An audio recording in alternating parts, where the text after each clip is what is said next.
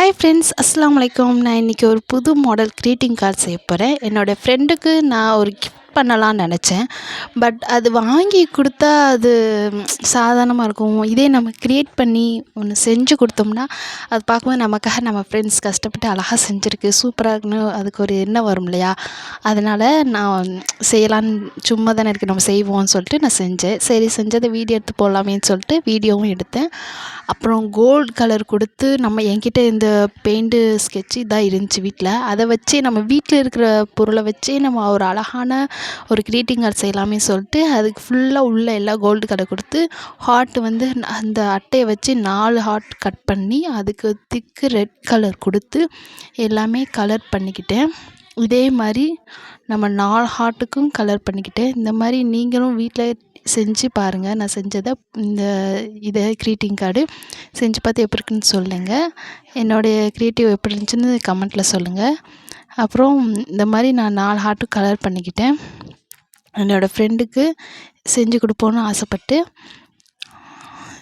அப்புறம் எப்படி இருக்குன்னு சொல்லுங்கள். என்னோடய வீடியோ பிடிச்சிருந்துச்சின்னா லைக் பண்ணுங்கள். அப்புறம் என்னோடய சேனலுக்கு சப்போர்ட் பண்ணுங்கள். இந்த மாதிரி நிறைய க்ரியேட்டிவான வீடியோ பார்க்குறதுக்காண்டி என்னோடய சேனல் சப்போர்ட் பண்ணுங்கள். இதே மாதிரி நான் 4 ஹார்ட்டுக்கும் கலர் பண்ணிக்கிட்டேன். இந்த 4 ஹார்ட்டு கலர் பார்க்கவே சூப்பராக இருக்குல்ல, எனக்கு ரொம்ப பிடிச்சிருந்துச்சி. இதே மாதிரி மடித்து வச்சு இந்த சுற்றி எல்லா பக்கமும் நம்ம வந்து கம் ஒட்டிக்கலாம். கம் ஒட்டி எப்படி அழகா சார்ட்டுக்கு நடுவில் நம்ம கலர் அடித்ததுக்கு நடுவில் எப்படி கொடுத்துருக்கோம் பார்த்தீங்களா?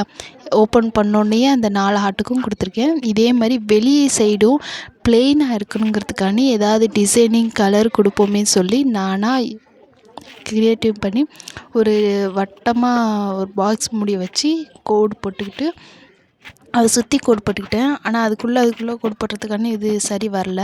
கொஞ்சம் நானே என் கையை வச்சு போட்டுக்கிட்டேன் நான் எல்லா சைடும். அப்புறம் என்கிட்ட இருக்கிற டார்க் கலர் ஸ்கெட்சஸ்லாம் எடுத்துக்கிட்டு அதுக்கு ப்ளூ சுற்றி கொடுத்துக்கிட்டேன். ப்ளூ அப்புறம் ரெட்டு இந்த மாதிரி எல்லா கலரும் கொடுத்துக்கிட்டேன். உங்கள்கிட்ட இருக்கிற டார்க்கான கலர் எந்த கலர் நீங்கள் கொடுக்க ஆசைப்படுறீங்களோ அதே மாதிரி நீங்கள் எந்த கலர் வேணாலும் கொடுத்துக்கலாம். எனக்கு பிடிச்ச கலர்ஸு என்கிட்ட இருக்கிற டார்க் கலர்ஸ்லாம் எடுத்து நான் கொடுத்துக்கிட்டேன். அதுக்கு சுற்றி ப்ளூ சுற்றி மேலே ரெட் கொடுத்துக்கிட்டேன். இதே மாதிரி இன்னொரு கலரும் நம்ம கொடுத்துக்கலாம். அது சரியாக அழகாக கொண்டு வந்து இன்னொரு கலரும் கொடுத்துக்கிட்டேன். பாருங்கள் எவ்வளோ அழகாக இருக்குன்னு. நீங்களும் செஞ்சு பாருங்கள். அப்புறம் நம்ம உள்ளே எழுதுகிற மெசேஜெல்லாம் நான் காட்டலை. அது வந்து நம்ம சொந்தமாக எழுதுறதுனால நீங்களே உங்களுக்கு பிடிச்சி என்ன மெசேஜ் எழுதுன்னு ஆசைப்படுறீங்களோ அதை எழுதிக்கங்க. நான் சுற்றியும் கொடுத்துக்கிட்டேன்.